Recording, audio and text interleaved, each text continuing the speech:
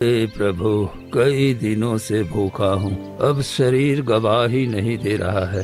काश कहीं से एक रोटी मिल जाती तो मेरी मदद हो जाती। लेकिन आज के जमाने में सभी लोग स्वार्थी हो चुके हैं। लेकिन मैं क्या करूं? मुझे गांव में जाकर कुछ मदद मांगनी होगी। गांव के लोग बहुत भले इंसान होते हैं, कुछ मदद जरूर करेंगे। इतना सोचकर साधु गांव की ओर निकल पड़ते हैं।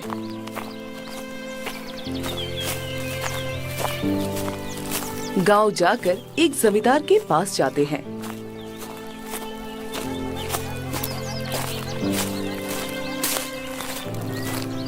जमींदार साहब, मैं कई दिनों से भूखा हूँ, मुझे खाने को दे दो। भूख से जान जा रही है।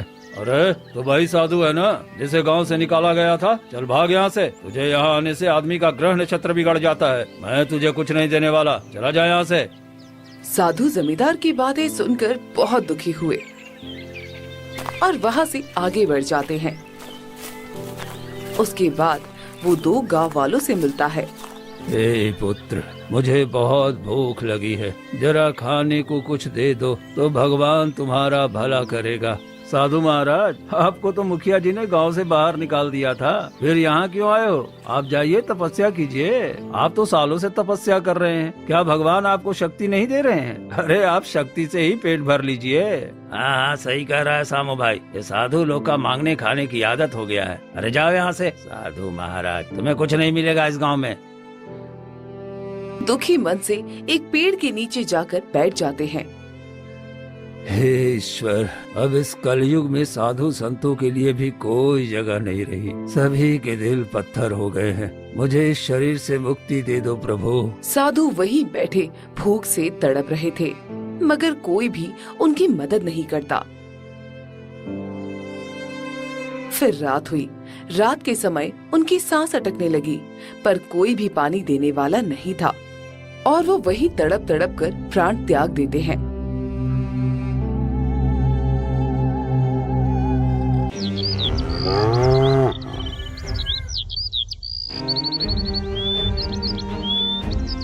फिर अगली सुबह कुछ गांव वाले वहां आए। अरे ये साधु तो मर गया, अब क्या होगा? अरे हाँ भाई, अब इसे कौन दफनाएगा? इसे छूना भी पाप है। चलो हमें क्या, हम यहाँ से चलते हैं, हमें इससे क्या मतलब। तभी गांव का एक गरीब आदमी मोहन आता है। हे भगवान, ये तो साधु महाराज हैं। गांव वालों के दिल कितने पत्थर के हो गए हैं, किसी ने इनकी अंतिम विदाई भी नहीं की। साधु महाराज, मैं आपका संस्कार करूंगा। अरे ये मोहना पगला गया है क्या? हैं? इस सड़े गले साधु का अंतिम संस्कार करने जा रहा है। लगता है इसका दिमाग खराब हो गया है। अरे जाने दे, ये भी गरीब साधु भी गरीब, क्या पता इन दोनों का किसी जन्म से रिश्ता रहा होगा। फिर मोहन साधु का शव उठाकर जंगल में ले जाता है।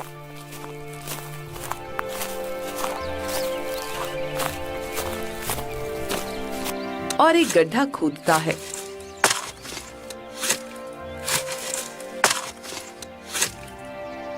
और साधु महात्मा को वहाँ दफना देता है। हे साधु महाराज, यदि हमसे कोई गलती हुई हो तो क्षमा कर दीजिएगा। अपना आशीर्वाद बनाए रखिए और गांव वालों को भी माफ कर दीजिएगा। मैं पूरे गांव वालों की तरफ से क्षमा मांगता हूँ। फिर मोहन घर लौट आता है।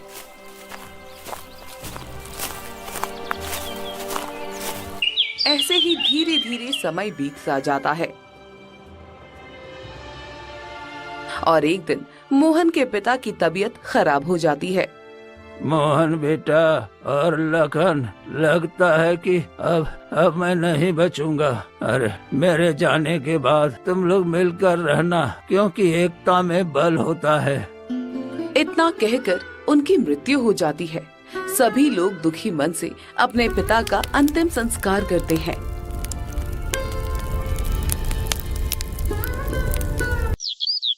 कुछ दिन ऐसे ही बीत जाते हैं और एक दिन उसका बड़ा भाई लखन मोहन से कहता है, देख मोहन, पिताजी का पूरा इलाज मैंने करवाया है, उनका पूरा खर्चा मैंने दिया है और काम में भी जो खर्चा आया वो भी मैंने किया है। तूने तो एक फूटी कौड़ी भी नहीं दी। अरे भैया, ये आप क्या कह रहे हैं? पिताजी की जमीन का जो भी अनाज बिकता है सब आपके पास ही जाता है, तो खर्चा भी तो आप ही देंगे ना? क्या तुम मुझसे जवान लड़ाएगा? अरे मैं बचपन से ही मेहनत कर रहा हूँ, पिताजी के पीछे पीछे घूमता रहा हूँ। ये घर भी मैंने बनवाया है, जमीन भी खरीदने में मैंने ही मदद की है, इसलिए ये सब मेरा है, तेरा इसमें कुछ नहीं। भैया, ये आप कैसे कह सकते हैं? ये पिताजी की मेहनत से बना है, इसमें मेरा भी हक है। मैंने कह दिया ना, तेरा इसमें कुछ नहीं है। तू अपनी पत्नी को लेकर यहाँ से निकल जा। इतने में मोहन की पत्नी सुनीता आ जाती है। भैया, आप ये क्या कह रहे हैं? हम दोनों कहाँ जाएंगे? ये तो बाबूजी का बनाया हुआ घर है, इसमें हमारा भी हिस्सा है। आप हमें ऐसे घर से नहीं निकाल सकते। देख सुनीता, तू अपने नालायक पति के साथ कुछ भी कर, मुझे फर्क नहीं पड़ता। ये घर अब मेरा है और यहाँ सिर्फ मेरा हुक्म चलेगा। चलो निकलो यहाँ से। तभी लखन की पत्नी महिमा भी आ जाती है। हाँ, मेरे पति बिल्कुल सही कह रहे हैं। हम कब तक तुम लोगों का बोझ उठाते रहेंगे? तुम्हारा पति तो कोई ढंग का काम करता नहीं और मेरे पति बचपन से भटकते रहे हैं। घर बनाया, पिताजी का इलाज करवाया, सारा पैसा लगाया। अब इस पर तुम्हारा कोई हक नहीं है। चलो निकलो यहाँ से। भाभी, ऐसा मत कहिए, भगवान के लिए हमें मत निकालिए। हम निकाल कर ही रहेंगे। अरे हमारे भी बाल बच्चे हैं, हम उन्हें ना देखें और सारी जिंदगी तुम्हारे पीछे बर्बाद कर दे क्या? चलो चलो निकलो यहाँ से। इतना कहकर लखन और महिमा दोनों अंदर चले जाते हैं। चलो भाग्यवान, यहाँ कोई हमारी सुनने वाला नहीं है, सब पत्थर तिल हो गए हैं। फिर मोहन और सुनीता उदास होकर घर से निकल जाते हैं।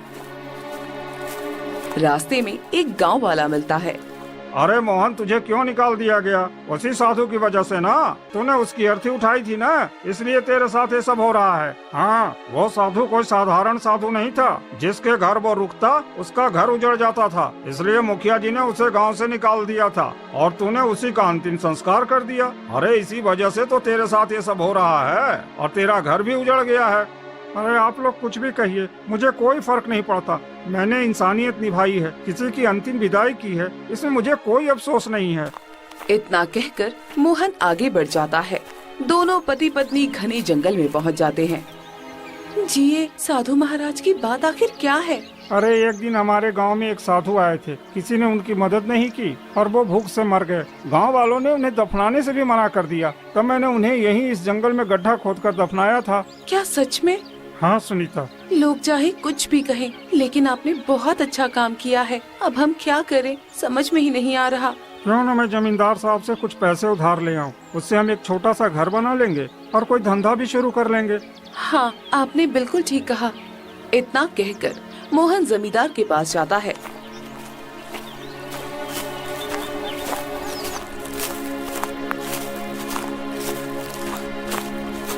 जमींदार साहब, मुझे कुछ पैसे उधार दे दीजिए। मुझे अपने लिए एक छोटा सा घर बनाना है। मैं कुछ दिन में आपके पैसे लौटा दूंगा।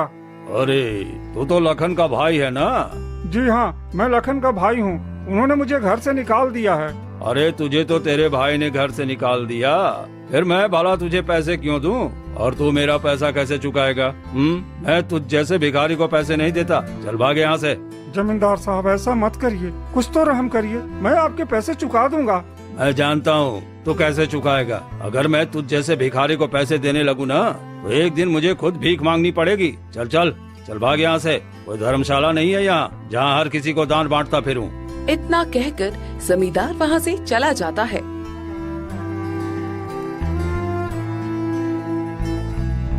मोहन उदास होकर कुछ और जगह मदद मांगता है, लेकिन कोई उसकी मदद नहीं करता। थक हार कर वो अपनी पत्नी सुनीता के पास लौटता है। क्या हुआ जी, किसी ने हमारी मदद की? नहीं भाग्यवान, कोई भी मदद करने को तैयार नहीं है। अब हम क्या करें? देखिए, अगर हमें घर चाहिए तो खुद ही बनाना पड़ेगा। क्यों ना हम लकड़ी काट कर एक छोटी सी झोपड़ी बना ले। तुम सही कह रही हो। चलो जंगल से लकड़ी और घास लाकर झोपड़ी बना लेते हैं।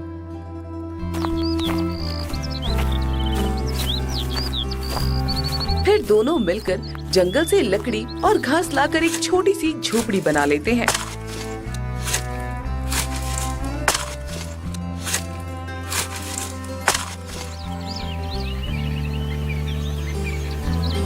दो दिन उसी में बीत जाते हैं। घर का तो इंतजाम हो गया, लेकिन हम ऐसे भूखे कब तक रहेंगे? एक दिन तो हम मर जाएंगे, इसलिए अब खाने का कुछ इंतजाम करना होगा। लेकिन यहाँ जंगल में क्या मिलेगा खाने को? देखिए, यहाँ इतनी खाली जमीन पड़ी है, क्यों ना हम इसी में सब्जियाँ उगाएं और बेचें।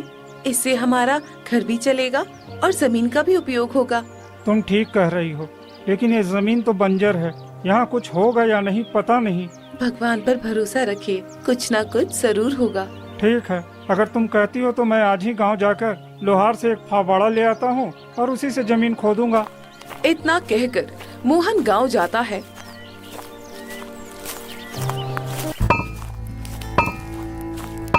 और लोहार के पास पहुंचता है। भाई साहब, मुझे एक फावड़ा चाहिए, उससे मैं जमीन पर खुदाई करके सब्जी उगाना चाहता हूँ। फावड़ा तो मैं दे दूंगा, लेकिन इसकी कीमत पूरे 4 चांदी के सिक्के लगेंगे। 4 चांदी के सिक्के? पर मेरे पास तो एक भी सिक्का नहीं है। अरे तो फिर भूल जा, मैं तुझे फावड़ा नहीं देने वाला। ऐसा मत करिए भाई साहब, नहीं तो मैं और मेरी बीवी भूखे मर जाएंगे। थोड़ा रहम कीजिए। ठीक है, एक काम कर, आज दिन भर मेरी भट्टी के पास काम कर दे। अगर तू मेहनत करेगा तो शाम को मैं तुझे फावड़ा मुफ्त में दे दूंगा। ठीक है, मैं काम करने के लिए तैयार हूँ। फिर मोहन दिन भर भट्टी के पास कड़ी मेहनत करता है। आग की तपिश और पसीने से लथपथ हो जाता है।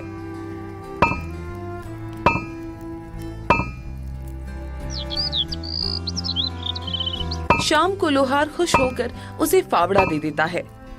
ले, ये रहा फावड़ा, तूने मेहनत की है, अब ये तेरा है। बहुत बहुत धन्यवाद भाई साहब। मोहन फावड़ा लेकर अपनी झोपड़ी में लौट आता है।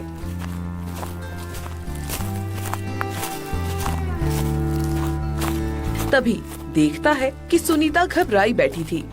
अरे भाग्यवान, क्या हुआ? तुम इतनी घबराई हुई क्यों बैठी हो? जी जी जी, मुझे सांप ने काट लिया। क्या?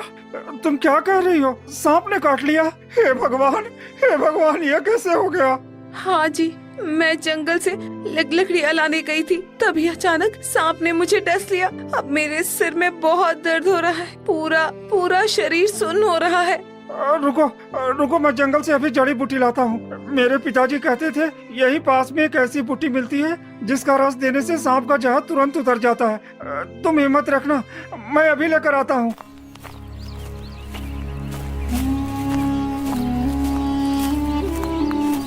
मोहन तुरंत भागता है और पूरे जंगल में जड़ी बूटियाँ खोजने लगता है।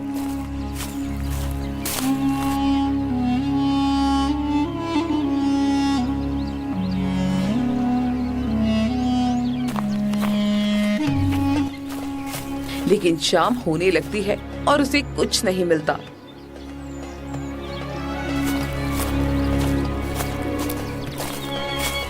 वो थका हारा पेड़ के नीचे बैठकर रोने लगता है। हे भगवान, अब मैं क्या करूं? मेरी पत्नी ऐसे ही मर जाएगी और मुझे वो जड़ी बूटी भी नहीं मिल रही है। मैंने पिता को खोया, पर मैं अपनी पत्नी को नहीं खो सकता। कृपा करो प्रभु, कृपा करो। अरे कुछ तो रहम करो प्रभु, कुछ तो रहम करो। तभी अचानक कटहल के पेड़ के पास से रहस्यमयी आवाज आती है। मोहन, तुम क्यों रो रहे हो?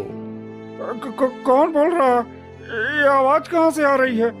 घबराओ मत, मैं ही बोल रहा हूँ। मैं कोई साधारण पेड़ नहीं हूँ, मैं जादुई कटहल का पेड़ हूँ। जादुई कटहल? पर तुम बोल कैसे सकते हो? तुम तो एक पेड़ हो ना? नहीं मोहन, मैं साधारण पेड़ नहीं हूँ। जब तुमने उस साधु को इस मिट्टी में दफनाया था, उसी से मेरी जड़ें फूटी हैं। मैं उसी साधु की आत्मा हूँ। तुम्हारा दुख नहीं देख पा रहा हूँ, इसलिए तुमसे बातें कर रहा हूँ। चिंता मत करो, मेरे पेड़ से कटहल तोड़कर ले जाओ और अपनी पत्नी की जख्म पर उसका बीज लगा देना। जहर तुरंत उतर जाएगा और वो पूरी तरह से ठीक हो जाएगी। और सुनो, दूसरा कटहल ले जाकर उसके बीज खेत में बो देना। उस बीज से तुम्हारी जमीन पर तरह तरह की सब्जियां उगेंगी। तुम्हें कभी भूखों नहीं मरना पड़ेगा। क्या सच में ऐसा होगा महाराज? हाँ मोहन, ये तुम्हारे पुण्य कर्मों का फल है। तुमने मुझे अंतिम संस्कार किया, जो इस गांव में किसी ने भी नहीं किया। इसलिए मैं तुम्हारी मदद करना चाहता हूँ। साधु महाराज, आपका बहुत बहुत धन्यवाद, आपने मेरी जिंदगी बचा दी। मोहन जल्दी से 2 कटहल तोड़ता है और भागता हुआ झोपड़ी में आता है।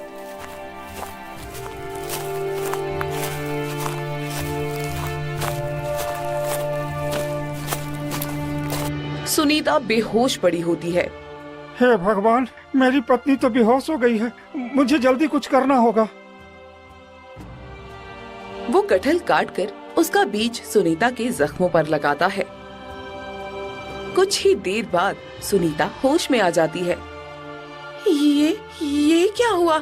मैं तो मर गई थी ना? मेरे साथ क्या हुआ था जी? भाग्यवान, तुम्हें सांप ने काट लिया था, लेकिन देखो, जैसे ही मैंने ये जादुई कटहल का बीज तुम्हारे जख्म पर लगाया, तुम ठीक हो गई। जादुई कटहल? कटहल से कोई ठीक कैसे हो सकता है भला? अरे ये कोई साधारण कटहल नहीं है सुनीता, ये जादुई कटहल है। असल में जिस साधु बाबा को मैंने दफनाया था ना, उसी की आत्मा इस पेड़ में बस गई है, उसी ने मुझे ये कटहल दिया है। क्या क्या सच में ये कटहल जादुई है? हाँ, और उन्होंने कहा है कि इस कटहल के बीज को हमारी जमीन पर बो देने से हमारी गरीबी दूर हो जाएगी। पर जी, कटहल का पेड़ तो फल देने में 3 से 4 साल लगाता है, तब तक तो हम भूखे मर जाएंगे। ये कैसे संभव है? नहीं भाग्यवान, ये कोई साधारण कटहल का बीज नहीं है। साधु महाराज ने कहा है, इसे बोते ही धरती से सब्जियां उगाएंगी। हमें भरोसा रखना चाहिए। ये तो बहुत अच्छी बात है जी, सच में भगवान हमारे साथ है। हाँ, कल सुबह ही हम दोनों खेत में ये बीज बो देंगे।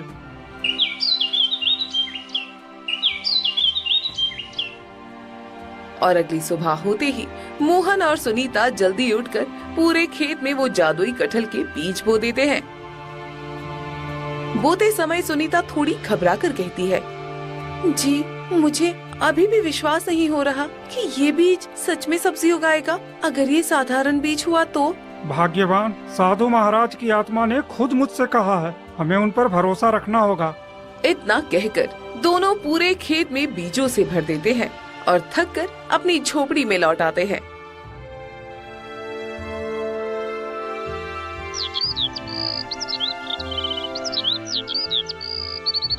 फिर अगली सुबह वो दोनों खेत में जाते हैं तो देखकर दंग रह जाते हैं। जहाँ कल तक बंजर जमीन थी, वहाँ तरह तरह की हरी भरी सब्जियाँ, फल और पौधों के साथ खेत लहलहा रहे होते हैं। हे भगवान, ये कैसे संभव है? इतनी जल्दी इतनी सारे फल सब्जियाँ, मुझे तो अपनी आंखों पर यकीन ही नहीं हो रहा है जी। कहीं मैं कोई सपना तो नहीं देख रही हूँ ना? मैंने कहा था ना, ये कोई साधारण कटहल नहीं है, ये सचमुच में जादुई है। अब मुझे भूखे मरने की चिंता नहीं है, और ये हकीकत है। लगता है भगवान ने हमारी सुन ली। अब हमें कभी भी किसी भी चीज की कोई कमी नहीं होगी जी। फिर ऐसे ही धीरे धीरे मोहन और सुनीता उन सब्जियों को पास के गांव में बेचने लगते हैं। लोग उनके खेत की सब्जियां देखकर हैरान रह जाते हैं, क्योंकि वो सब्जियां बाकी खेतों से बड़ी, स्वादिष्ट और ताजा होती थी। अरे, मोहन का खेत तो जैसे सोना उगल रहा है। इतनी सब्जियां तो मैंने कभी देखी ही नहीं, और इतनी जल्दी तैयार भी कैसे हो जाता है? और सुना है वो तो जंगल वाले बंजर जमीन में खेती कर रहा है। हाँ, सच कह रहा है। ये सब्जियां तो पूरे इलाके में कहीं नहीं मिलती। लगता है जरूर इसके पीछे कोई राज है। राज हो या मेहनत, पर इतना तो साफ है कि आज मोहन पूरे गांव का सबसे बड़ा किसान बन गया है। देखते ही देखते मोहन और सुनीता का नाम पूरे इलाके में फैल जाता है। उनकी गरीबी दूर होने लगती है। अरे, ये कैसे हो सकता है? जो मोहन कल तक झोपड़ी में भूखा मर रहा था, वो आज ढेर सारी सब्जियां बेच रहा है। जरूर कोई राज है, और मुझे तो वो जानना ही होगा। अरे हाँ, मैंने भी देखा है। उनके खेत में तरह तरह की सब्जियां लगी हैं, बिना पानी, बिना खाद। ये सब कैसे संभव है? हमें उनकी झोपड़ी के आसपास नजर रखनी चाहिए। सही कहा, आज रात ही चलेंगे, देखेंगे आखिर ये चमत्कार होता कैसे है। फिर लखन और महिमा पेड़ की आड़ में छिप कर देखते हैं। देखो जी, मोहन अपनी पत्नी से कुछ कह रहा है और कटहल के पेड़ की ओर जा रहा है। अरे चुप रहो, देखते जाओ, यही तो मौका है। फिर दोनों चोरी चुपके मोहन के पीछे पीछे जाने लगते हैं। हे जादुई कटहल, मुझे तुम्हारे बीज चाहिए। मैं अपनी अगली फसल बोना चाहता हूँ। मोहन तू ले सकता है, तेरी नियत साफ है। जा 2 कटहल तोड़ ले।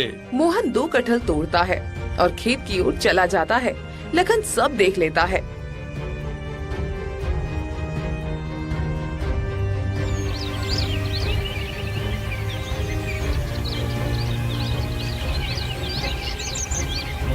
फिर मोहन वो कटहल लेकर आता है और अपने खेत में कटहल का बीज बो देता है। अरे ये पागल तो नहीं हो गया है, अपने खेत में कटहल का बीज बो रहा है।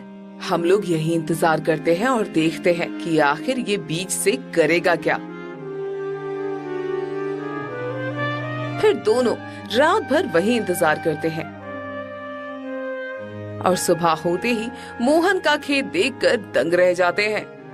ये कैसे संभव है? कल रात मोहन ने कटहल के बीज बोए थे और देखो उसके खेत में टमाटर, भिंडी, लौकी, करेला सब कुछ उगाया है। सचमुच में ये जादू है। तो अब देर किस बात की, हमें भी उस पेड़ से कटहल लाने होंगे। जब मोहन ले सकता है तो हम क्यों नहीं। फिर दोनों उसी कटहल के पेड़ के पास जाते हैं। ओ कटहल, मुझे भी अपने बीज दे, मैं अपने खेत में बोऊंगा। पेड़ चुप रहता है, कोई आवाज नहीं आती। अरे क्या समझता है खुद को? चलो कोई बात नहीं, मैं जबरदस्ती कटहल तोड़ लेता हूँ। लखन हाथ बढ़ाकर कटहल तोड़ने की कोशिश करता है। तभी पेड़ अचानक कांपने लगता है। अरे ओ लालची इंसान, मोहन को मैंने उसके सच्चे दिल और मेहनत के लिए वरदान दिया। तू जलन और लालच में इतना फंस गया है कि अब तुझे इसके बुरे परिणाम भुगतने पड़ेंगे। तभी पेड़ से आग निकलता है और उसमें से तेज धुआं और जहरीले बदबू आने लगते हैं और लखन और महिमा चीखते हैं और भागने लगते हैं। उनके शरीर पर जलन और घाव हो जाते हैं।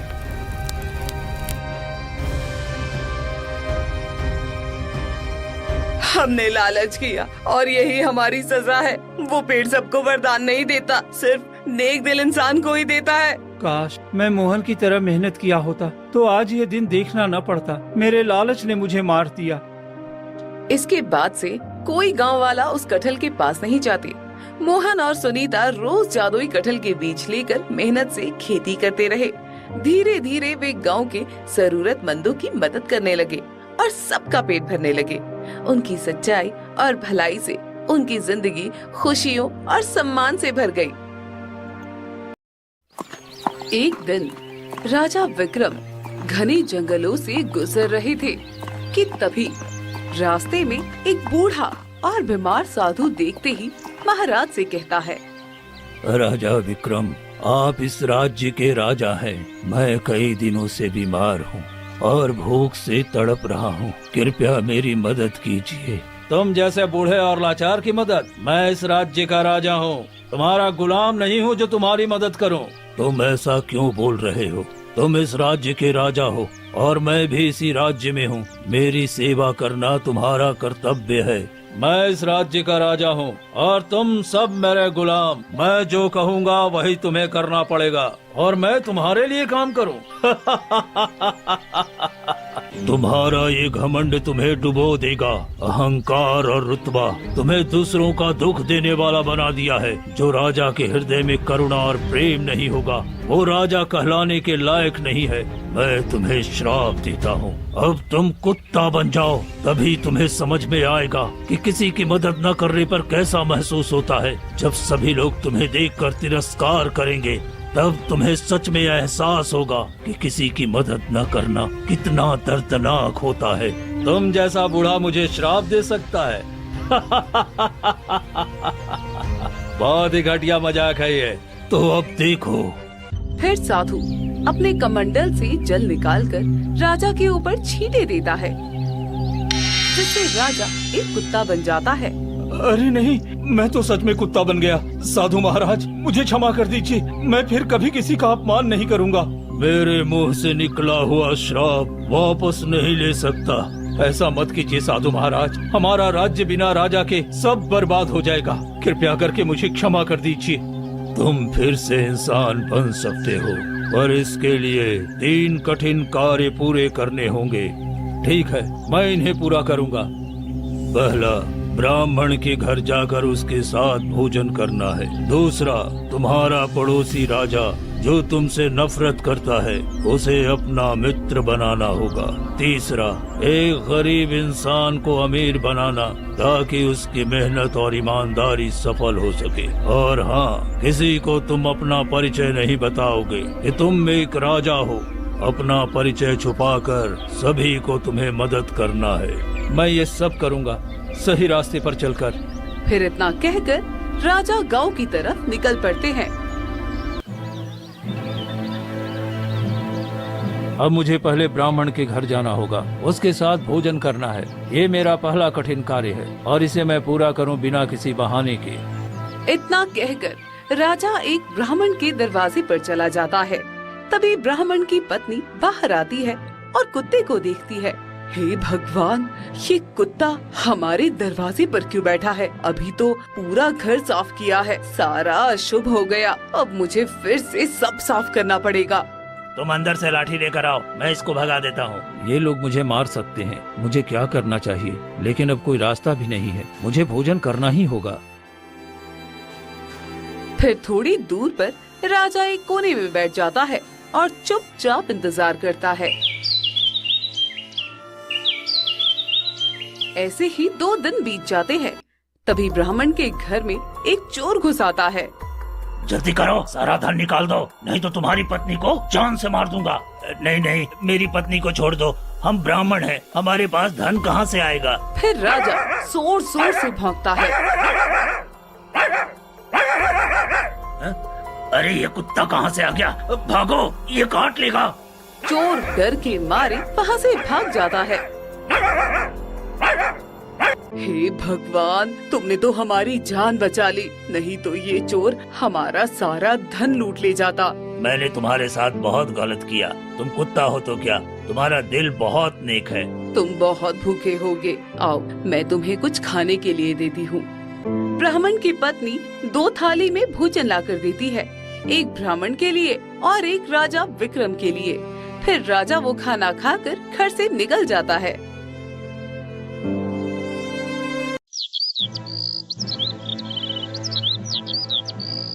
मेरा पहला कठिन कार्य तो पूरा हो गया। अब अगला कार्य गरीब इंसान की मदद करना मुझे पूरा करना होगा।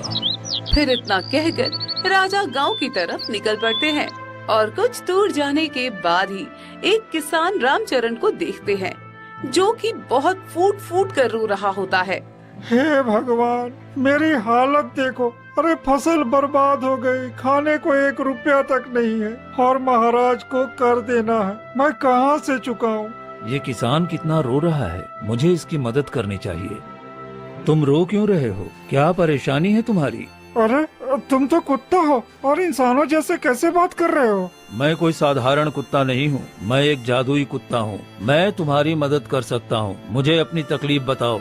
मैं एक गरीब किसान रामचरण हूँ। मैं क्या बताऊँ तुम्हें, 2 वक्त की रोटी भी जुटा नहीं पा रहा और राजा बहुत कठोर है। मेरे पास बस 1 बोरी अनाज है, इसे अपने परिवार को खिला दूं या राजा को दे दूं या फिर अगली फसल के लिए बचा लूं, मैं समझ ही नहीं पा रहा। तुमने ये तकलीफ राजा से क्यों नहीं बताई? अरे वो क्या समझेगा, मेरा राजा तो घमंडी और अपने में मगरूर रहता है, मेरी पीड़ा नहीं सुनेगा। तुम मेरी बात मानोगे तो तुम्हारी समस्या का हल मिल जाएगा, लेकिन मैं एक जादुई कुत्ता हूँ, ये तुम किसी को नहीं बताओगे और ये बात हम दोनों के बीच रहेगी। और हाँ, तुम राजमहल जाओ और अपनी समस्या बताओ, तुम्हें मदद जरूर मिलेगी। ठीक है, मैं तुमसे वादा करता हूँ, किसी को नहीं बताऊंगा। फिर राजा रामचरण को लेकर अपने साथ राजमहल आता है।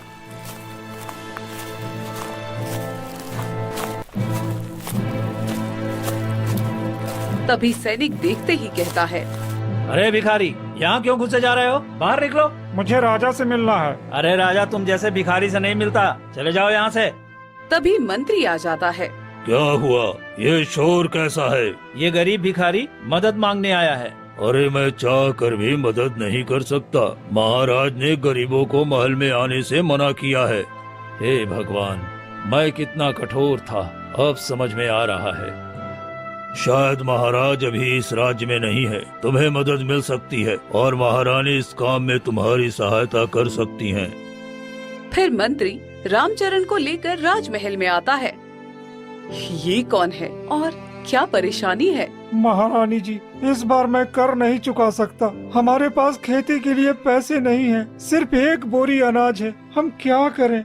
ठीक है, इन्हें कुछ सोने के सिक्के दे दीजिए ताकि अपनी खेती और जीवन सुधार सके। इस बार का कर माफ है। बहुत बहुत धन्यवाद महारानी जी, आपकी मदद से हमारी जिंदगी बदल गई। महाराज कठोर दिल के हैं, लेकिन आप सचमुच में दयालु हैं। ऐसा नहीं कहते हैं, वो आपके महाराज हैं। मैं उनकी पत्नी, मैं अपने पति के खिलाफ एक शब्द नहीं सुन सकती हूँ। क्षमा महारानी, पर आपने इतना दरिया दिली दिखाई, इतना तो कोई नहीं दिखाता। मैं आपका हमेशा एहसानमंद रहूंगा।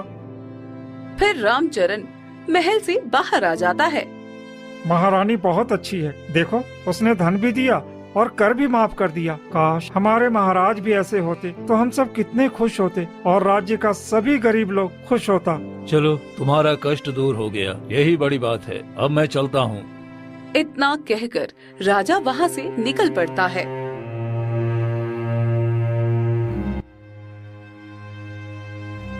मैंने 2 कठिन कार्य पूरे कर लिए हैं। अब तीसरा कार्य, पड़ोसी राजा को मित्र बनाना। इतना कहकर राजा पड़ोसी राज्य के लिए निकल पड़ता है और जैसे ही गेट पर आता है तभी खड़ी खड़ी, ए कुत्ता मॉल में घुस रहा है, बाहर हटो। फिर सैनिक लाठी लेकर मारने दौड़ता है।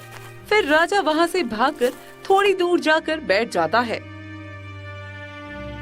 तुमने देखा क्या? महाराज बहुत परेशान हैं। अरे तुम नहीं जानते हो, एक तांत्रिक ने हमारी राजकुमारी पर काला जादू किया था और तांत्रिक भी मर गया, लेकिन जादू अभी भी असर कर रहा है। राजकुमारी लगातार सोती रहती हैं। अगर पूर्णिमा की रात तक नहीं जागी तो हमेशा के लिए मर जाएंगी। ये तो बहुत बड़ा संकट है। महाराज की हालत अब कैसी होगी? एक उपाय है, मायावी जंगल में तांत्रिक की गुफा से हवन का राख लाकर राजकुमारी पर डाल दी जाए तो वो ठीक हो सकती हैं। लेकिन ऐसा कोई नहीं कर पा रहा है। कई लोग भेजे जा चुके हैं पर कोई सफल नहीं हुआ। जो भी गया वो मर गया। समय बहुत कम है, कौन इतना जोखिम उठाएगा? वही थोड़ी दूर बैठे राजा ये सभी बातें सुन लेते हैं। ये तो सच में बड़ी मुश्किल है। मुझे राजकुमारी की मदद करनी होगी, चाहे जो भी जोखिम हो। मैं इसे ठीक करूंगा। उसका जीवन बचाना अब मेरा कर्तव्य है। मैं इस तांत्रिक के जादू को समाप्त करूंगा। हवन का राख लेकर मैं आऊंगा, चाहे मुझे अपनी जान ही क्यों न गंवानी पड़े। इतना कहकर राजा घने जंगलों की ओर निकल पड़ता है। थोड़ी दूर चलने के बाद गुफा के पास पहुंचते हैं और जैसे ही गुफा में प्रवेश करने की कोशिश करता है तभी गुफा से रहस्यमयी आवाज आती है। तुम यहाँ क्यों आए हो? तुम्हारा साहस काबिले तारीफ है, लेकिन तुम अंदर नहीं जा सकते हो। मुझे जाना ही होगा। मुझे उस तांत्रिक का हवन का राख चाहिए। बिना उसे लिए मैं राजकुमारी की मदद नहीं कर सकता। मैं इस गुफा का श्रापित आत्मा हूँ। तांत्रिक ने मुझे कैद किया है। अगर तुम मुझे आजाद कर दो तभी तुम हवन का राख लेकर जा सकोगे। ठीक है, मुझे बताओ मुझे क्या करना होगा। मैं वो करूँगा, क्योंकि ये राख मुझे किसी भी कीमत पर चाहिए। तो सुनो, इस गुफा के पास एक झील है। वहाँ से पवित्र जल लाकर इस गुफा पर छिड़कना होगा, जिससे जो भी कैद आत्माएं हैं सभी आजाद हो जाएंगी। ठीक है, मैं जल लेकर आता हूँ। फिर राजा वहाँ से निकल पड़ता है और थोड़ी देर चलने के बाद झील के पास पहुँच जाता है और जैसे ही जल लेने लगता है कि तभी नदी से आवाज आती है। तुम ऐसे जल नहीं ले सकते। अगर ये जल चाहिए तो मेरी पहेली का उत्तर देना होगा। ठीक है, मैं तैयार हूँ। पूछो, मैं उत्तर दूंगा। एक ऐसा शब्द जो किसी को बंधन में रखे, किसी को आजाद करे और किसी को सबक सिखाए। उत्तर है श्राप। तुमने सही जवाब दिया है, इसलिए मैं तुम्हें वरदान दे सकती हूँ। क्या चाहते हो असली रूप में लौटना? नहीं, मैं इसका उपयोग नहीं करना चाहता। मुझे केवल ये जल चाहिए ताकि मैं बेकसूर आत्माओं को आजाद कर सकूं। फिर राजा वो जल लेकर गुफा के पास आ जाता है।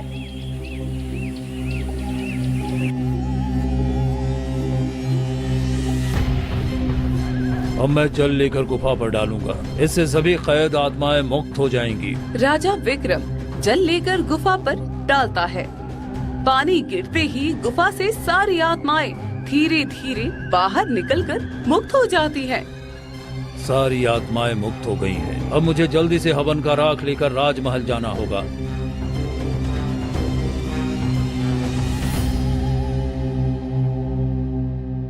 राजा विक्रम गुफा के अंदर जाते हैं। हवन का राख लेकर वो बाहर आता है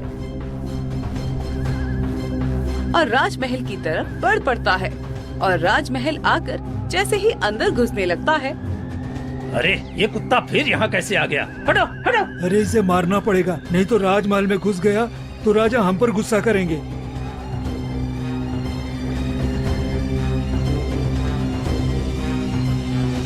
अब ये सैनिक मुझे अंदर नहीं जाने देंगे। रात होने का इंतजार करना होगा। फिर रात होते ही राजा विक्रम सभी सैनिकों से बचते हुए राजकुमारी के कमरे के पास पहुंचते हैं। अरे ये क्या, इस कमरे में कुत्ता कैसे आ गया? सैनिकों जल्दी आओ और एक कुत्ते को निकाल कर बाहर फेंको। तभी महारानी कुत्ते के पास जाती है और देखती है ये कुत्ता भभूत लेकर आया है। शायद यही वही भभूत है जिससे मेरी राजकुमारी की जान बच सकती है। ये कैसे हो सकता है? ये भभूत इतनी खतरनाक जगह से यहाँ तक कैसे पहुँच सकता है, और वो भी एक कुत्ते की मदद से? महाराज जो भी हो, एक बार इसे राजकुमारी पर लगा कर देखें, क्या पता वो ठीक हो जाए। ठीक है महारानी, चलिए आशा की एक किरण की तरह इसे आजमाते हैं। महारानी विक्रम के हाथ से भभूत लेकर राजकुमारी पर लगा देती है। तभी राजकुमारी उठकर बैठ जाती है। ये क्या, मेरी बेटी पूरी तरह से ठीक हो गई। भगवान का लाख लाख शुक्र है, मेरी बेटी पूरी तरह से ठीक हो गई है। तभी राजा विक्रम का शरीर तेज रोशनी में बदलता है और वो असली रूप में लौट आता है। अरे अरे, आप राजा विक्रम, आप एक कुत्ते के रूप में भभूत लेकर आए, ये सब क्या हो रहा है? महाराज ये लंबी कहानी है। मैं आपकी पुत्री का जीवन बचाने आया था। मैं अपने घमंड और गलतियों के कारण साधु का दिल दुखा दिया था। अब मैं सबकी मदद करके अपने श्राप से मुक्त हुआ हूँ। मैं आपके और इस राज्य के साथ हमेशा मित्रता निभाऊंगा। बहुत अच्छी बात है महाराज विक्रम, आपने मेरी बेटी की जान बचाई है। हम हमेशा आपका एहसानमंद रहेंगे और आपका मित्र बने रहेंगे। धन्यवाद महाराज। अब मुझे अपने राज्य लौटना होगा, मेरी प्रजा परेशान होगी। राजा विक्रम अपने राज्य लौट आते हैं।